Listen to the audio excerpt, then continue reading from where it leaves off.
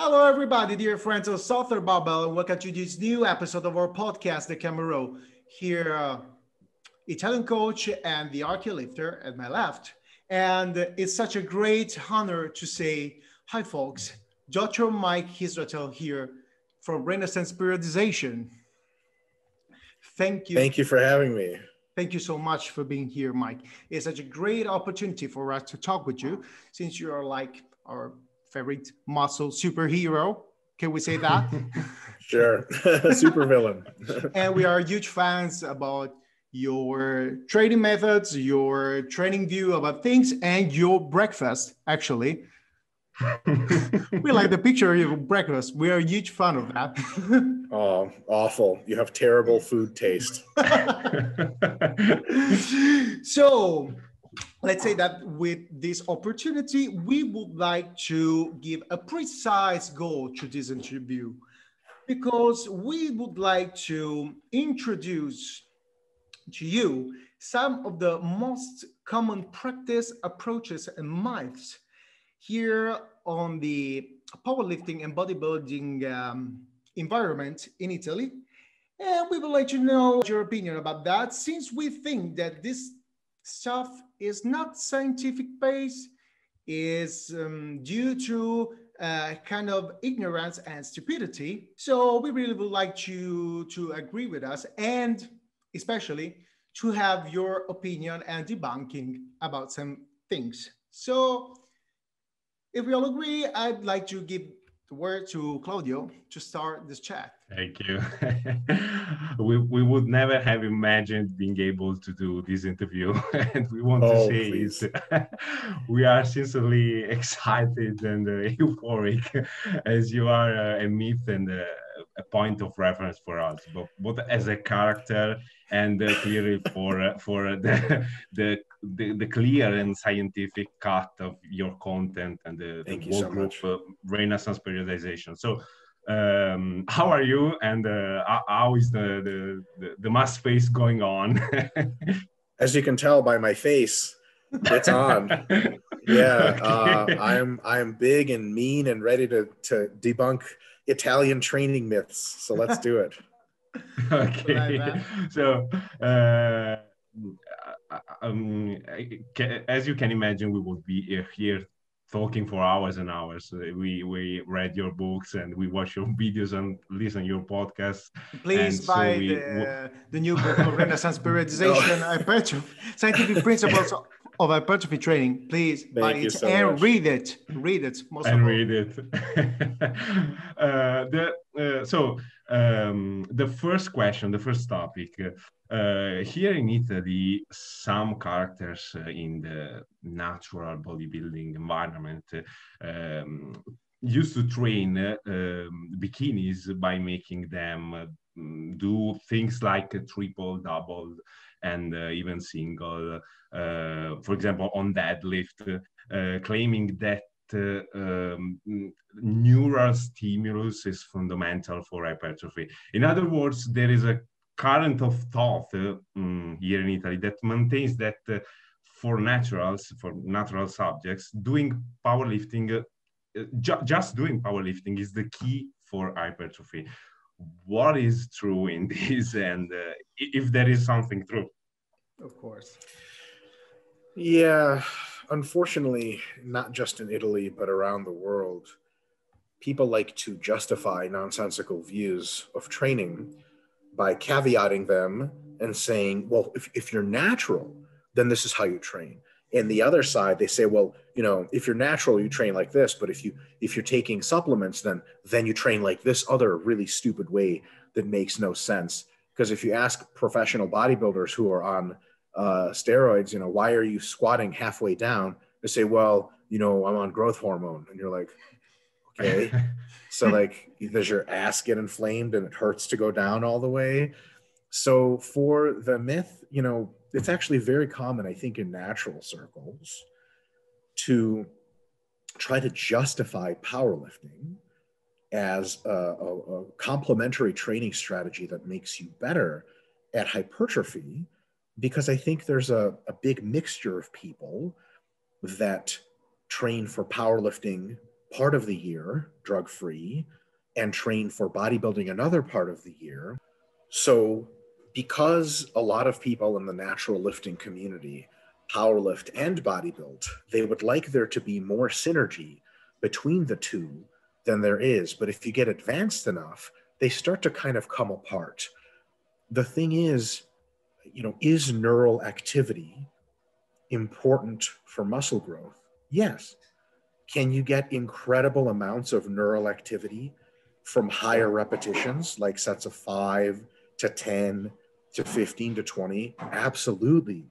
You get crazy neural activity, probably more of it because your total time spent training is longer. Like you do a double or a triple takes like a second and a half. If you do a set of 20, that takes like a minute. That's a lot of neural activity, which is beneficial for hypertrophy. And there's less stress on your joints. The total volume is higher. Metabolites are present. So you probably get more hypertrophy from a set of 5, 10, 15, 20 than you do from a set of 1 or 2. And you get probably a similar amount of fatigue. So the stimulus to fatigue ratio of higher repetitions is just better for muscle growth than of lower repetitions. And fortunately or not, there's no magic about low repetitions. People sometimes talk about heavy deadlifters or heavy squatters, and they say, you don't get a back like that unless you go really heavy. Really? So if you worked up to 200 kilos for sets of 10 in the deadlift, you wouldn't have a big back? That's only singles do that? That's nonsense. And I think one of the reasons people do this is because they like to lift heavy. It's fun. It's also not as hard as lifting for reps. Reps suck because you run out of breath. I did legs earlier today. I spent half the time on the floor trying not to die. I thought I broke something in my soul, and that's only high reps do that to you. So I think some people like to lift heavy. They like to have a break, and then because they like those things, they try to justify them with science and say neural activity or something like that. Your nervous system doesn't turn off when you do sets of 5, 10, or 15. As a matter of fact, it's well active in providing you with a good hypertrophic stimulus. Awesome. Yeah, awesome. So talking, going forward on this topic, there are some trainers, some coaches that says that in a low caloric diet phase, probably before bodybuilding meet, you should target the low rep ranges and then during singles because these things can let you maintain your muscle condition for neural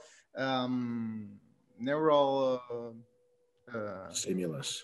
Yeah, for phantom and neural reasons. Okay, sure. on a poor caloric diet. Okay, with a poor caloric intake during a cut. This is a myth.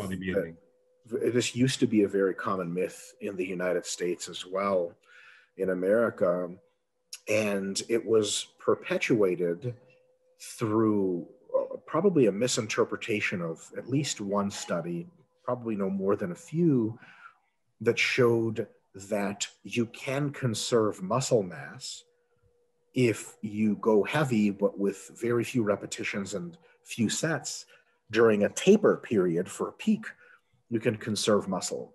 And for some reason, people interpret that it was never studied under hypocaloric conditions. It was never studied in bodybuilders.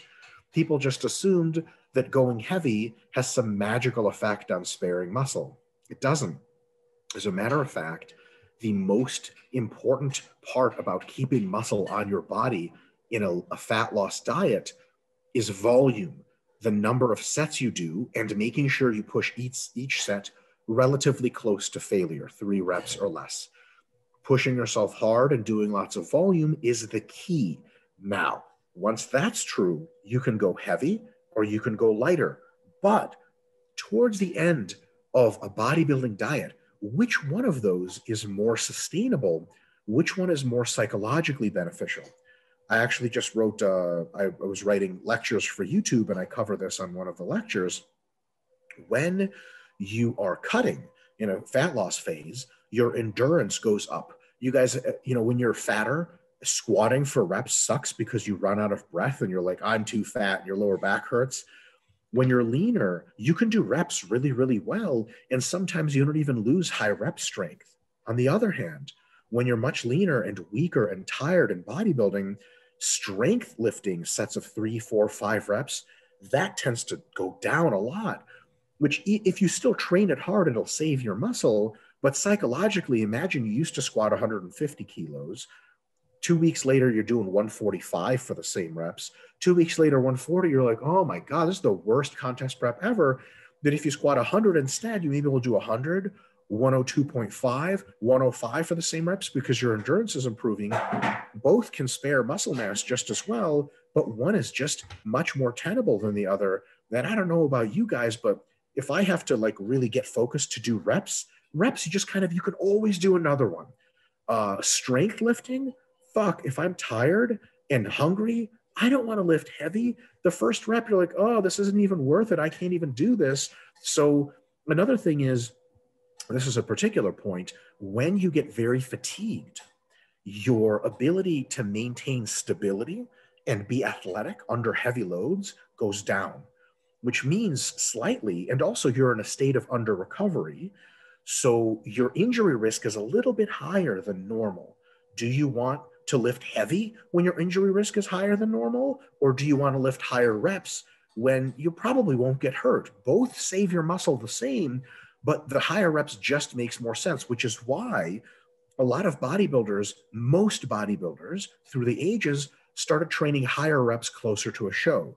Now, they also tell themselves lies, like I'm etching in the detail. What the fuck does that mean? You got a razor or a pencil in there? You're on your quads going like that? No, but higher reps can be more sustainable in the medium term for the last month or two of training, much better than low reps. Also, they burn slightly more calories, which is like a good thing. You burn all the calories you need. So no, there's no magic to low reps. And this used to be a very pervasive myth in the United States. I was one of the first people to say in sort of the public scientific sphere of like, I think there's no good reason for that. And there's plenty of bad reasons. And I think the next person to come around after was Dr. Eric Helms, who had been a proponent before of this. And then he sort of thought about it and he was like, that doesn't make any damn sense. And because that's what all of us kind of used to do. I've done cuts when I was doing sets of 5, sets of 7, and they were awful. It just went terrible. And then I would start doing cuts that were higher reps. And I was like, wow, this is way better. And remember, you can always go heavier when the diet is over and your muscle doesn't disappear or turn weak or something like that. Yeah. So the key is the relative effort and the repetition in reserve. Doesn't matter how many reps, how many what rep range you choose. Correct, but it matters practically for a lot of reasons, which is why higher reps are probably better when you're closer to the end. Mm-hmm. They have a better reservoir. For sure. Okay. So question number 3, always going back to the previous question, we often hear that certain things only works for enhanced subjects and don't work for natural. Some coaches in Italy even argue that doing bench press is essential for hypertrophy for upper body in naturals. It's the only method. As if there were some exercises that only works for enhanced athlete and doesn't work for naturals and vice versa. Can you shed some light on this? In other words, how the body and the physiology of an enhanced subject is different from a subject who doesn't take drugs or okay. Yeah, it's a good question. And I think I've spoken about this before a few times. If anyone's curious for more information, I had an interview with, I believe, a Belgian gentleman, a doctor in Belgium. He's the lifting dermatologist. And he asked me the same question. And I gave a longer interview with him about the difference between enhanced training and natural training. The thing is, there are very few, if any, differences whatsoever. There is a little bit of suspicion that enhancement slightly favors slower twitch fibers, which means maybe people who are enhanced get a little bit more utility out of higher repetitions. I'm not very convinced that that's the case. It's a possibility that we have to be open-minded to. Secondly, when you become enhanced, two things generally happen, hopefully before you became enhanced, and then they get even more pronounced. One, you get very big and strong. Two, often your tendons don't get as big and strong ratio-wise as your muscles. So you become more likely to be traumatically injured with ultra heavy loads. Whereas if you're natural, you're just not strong enough to get hurt. You know, like how many times have you guys seen a 50-kilogram woman have a full pectoralis rupture? What the fuck? That doesn't happen. She's not strong enough. Her pecs aren't big enough. Now you have a big ass pec and a tiny little tendon. You start doing doubles with 215 kilos, you might pull your pec off the bone. So there's something to say that maybe enhanced people could train with slightly higher repetitions on average, maybe. But other than that, I'm really not aware of anything. The thing about enhancements, they just make everything better. Like people say, well, I'm on testosterone, I can train less. Like, yes, but you can also train more, or you can train the same. In either way, it's better, right? It's like playing basketball against Michael Jordan. He can not train at all. He can train a ton. He can train normally. You're still going to lose because he's the best, right? So yes. A lot of times people will, again, try to justify their weird training methods by putting themselves in this niche of like, well, you know, enhanced, you know, it's different. Guys, before I became enhanced, I was natural for 12 years. Okay, 12 years. I trained pretty normally then. I got pretty big and strong. Then I've been enhanced for a while at different levels of enhancement. There's nothing crazy changes. It's not like I was doing bench press natural and my pecs were getting big and I did enhance it. I was like, oh, this doesn't work anymore. I need pec flies. Like, that's crazy. And tons of enhanced people bench press, and tons of naturals get great results from incline dumbbell presses and machine presses and everything else. And I'll tell you what, there's a lot of physiological changes that steroids and growth hormone and stuff cause in your body. But your body, being aware of different exercises is not one of them. You know, it's like the trenbolone molecules are like, what? You're squatting? No, that's not going to work. They don't know. There's not a thinking machine. So generally speaking, and this kind of disappoints some people, training for naturals and enhanced is almost the same. And people don't want to hear that. You know, also training as a natural, if you do it right, is really hard. You have to get stronger on the compound heavy basics. You have to progressively overload. Some people use enhancement to truly, in the spirit of enhancement, become better. Some people use enhancement maybe to become better, but also to make things easier. And those people will start to do like drop sets and machines too much. And they'll say, well, it's because I'm enhanced. This is enhanced training. No, you dumb motherfucker. You're a pussy. You don't want to train heavy and hard. You're using this as an excuse. Go in your closet at home and just die. Maybe that's too much. Maybe just think about your actions and come back and train better. Amazing.